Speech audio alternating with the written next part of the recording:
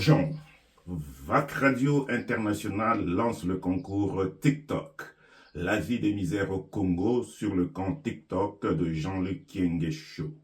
Envoyez-nous vos vidéos authentiques sur l'état des hôpitaux, écoles, marchés, les rues, l'insalubrité, les injustices sociales, le pillage, le coût de la vie, les violations de droits humains, la situation des femmes, des enfants et des écoliers. Et la vidéo qui aura beaucoup de vues va gagner, premier prix, $1000. Deuxième prix, $500. Et troisième prix, $250. Tirage au sort tous les 4 mois à partir du 1er juin 2025. Mais merci beaucoup.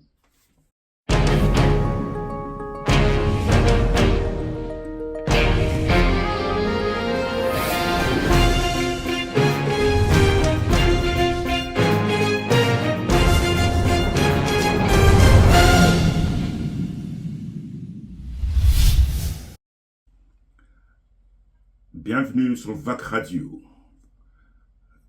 revue de presse de l'Afrique francophone du 23 juillet 2025. Les États-Unis annoncent leur départ de l'UNESCO. Les États-Unis ont annoncé ce 22 juillet leur retrait de l'Organisation des Nations Unies pour l'éducation, la science et la culture, estimant que la poursuite de l'engagement à l'UNESCO n'est pas dans l'intérêt national des États-Unis, indique le communiqué du département d'État américain. Une décision qui prendra effet le 31 décembre 2026, conformément à l'article 2 de la Constitution de l'UNESCO.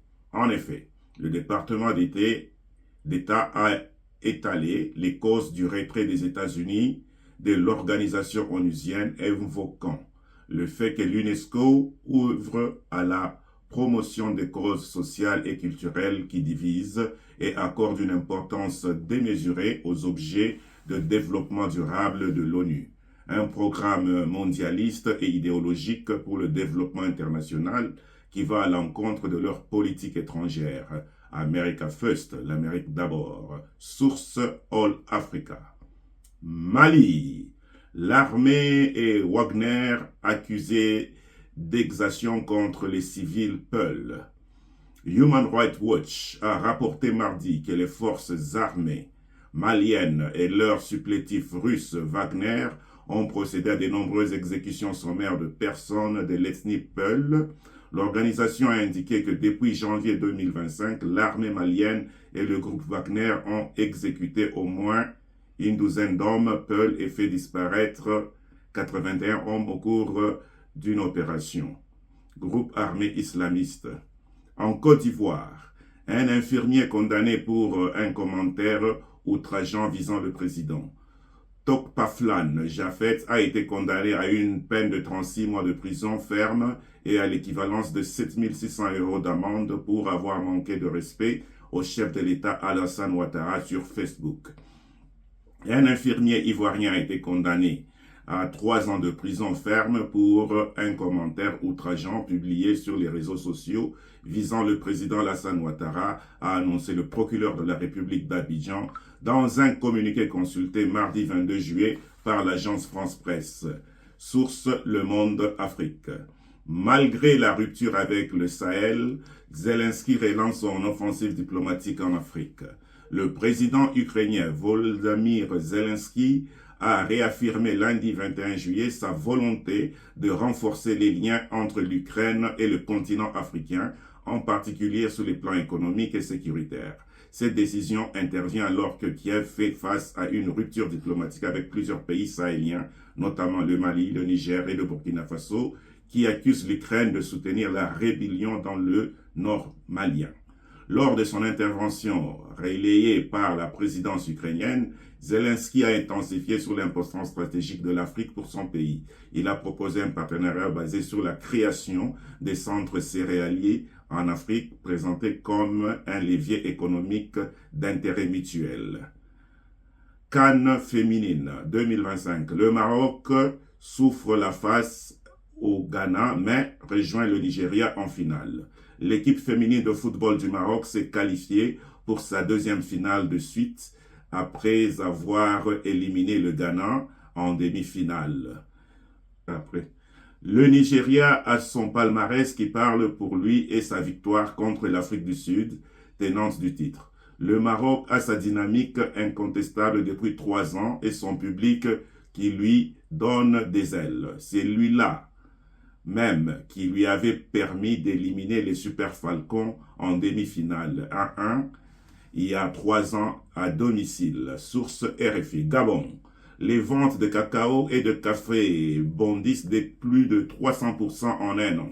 Selon les chiffres présentés lors du conseil d'administration de la Caisse Stable le 18 juillet 2025, les ventes de cacao et de café sont passées de 35 millions de FCA en 2023 à 162 millions de FCA en 2024.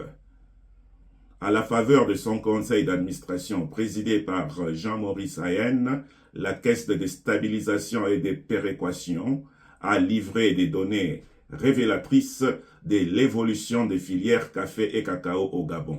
En l'espace de 12 mois, les ventes ont quadruplé, atteignant un niveau inédit depuis plusieurs années. Burkina Faso. Le consulat de France annonce la suspension temporaire des services de visa et d'administration. L'ambassade de France au Burkina Faso informe via un communiqué publié ce 22 juillet 2025 de la fermeture temporaire de 2 services du Conseil général à Ouagadougou. Le service de l'administration des Français sera inaccessible du 25 juillet au 5 août 2025. Quant au service des visas, il suspendra ses activités du 1er au 11 août 2025. Aucune précision n'a été donnée sur les raisons de ces interruptions, mais les usagers sont invités à anticiper leur démarche en conséquence. Source lefaso.net. Nigeria. Une sénatrice ayant dénoncé un harcèlement sexuel interdit d'accès au Parlement. Une sénatrice nigérienne qui avait été suspendue après avoir accusé le président de la Chambre haute de harcèlement sexuel s'est vue refuser mardi l'accès au Parlement malgré une décision de justice ordonnant sa réintégration. Sa suspension du Sénat pour 6 mois avait suscité une vive polémique dans ce pays conservateur d'Afrique de l'Ouest. De groupes de défense des droits des femmes avaient dénoncé une mesure de représailles évidente. Les chaînes de télévision locales ont diffusé en direct les images de la sécurité du Parlement avec des policiers armés bloquant l'accès à Natacha Akpoki, qui était accompagnée d'un petit groupe de partisans, source yenisafak.com. La Gambie sonne la lettre contre le Mpox après avoir détecté un cas. La Gambie a sonné la lettre contre le Mpox après avoir enregistré un cas d'infection du virus sur son territoire, ont annoncé mardi 22 juillet les autorités. Au moment où plusieurs pays d'Afrique de l'Ouest connaissent une flambée de cas, un cas de Mpox a été détecté dans les pays grâce au système de surveillance de routine, a déclaré le ministre gambien de la Santé dans un communiqué publié mardi. Le Mpox causé par un virus de la même famille que celui de la variole se manifeste principalement par une forte fièvre et l'apparition des lésions cutanées dites vésicules. L'Égypte offre une réplique du sarcophage de Toutankhamon au Sénégal.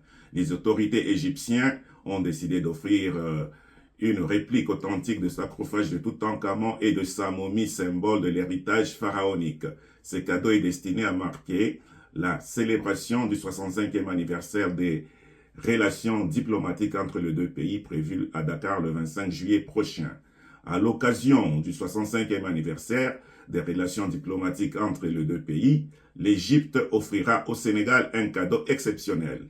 Il s'agit d'une réplique du sarcophage de Toutankhamon et de sa momie, symbole de l'héritage pharaonique. Ce cadeau est un témoignage de l'amitié profonde et du respect mutuel entre nos deux peuples, ainsi qu'un hommage à la grandeur des civilisations africaines, source Le Soleil. Nous vous remercions d'avoir suivi cette revue de presse de l'Afrique francophone Il s'agit bien de M. Jean-Luc Kienge sur vacradiointernational.com.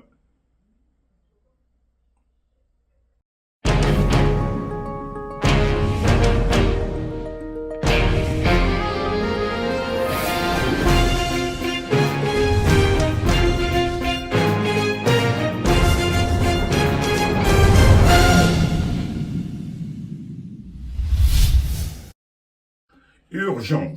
VAC Radio International lance le concours TikTok. La vie des misères au Congo sur le compte TikTok de Jean-Luc Kienge Show. Envoyez-nous vos vidéos authentiques sur l'état des hôpitaux, écoles, marchés, les rues, l'insalubrité, les injustices sociales, le pillage, le coût de la vie, les violations de droits humains, la situation des femmes, des enfants et des écoliers. Et la vidéo qui aura beaucoup de vues va gagner premier prix $1000, deuxième prix $500 et troisième prix $250. Tirage au sort tous les 4 mois à partir du 1er juin 2025. Mais merci beaucoup.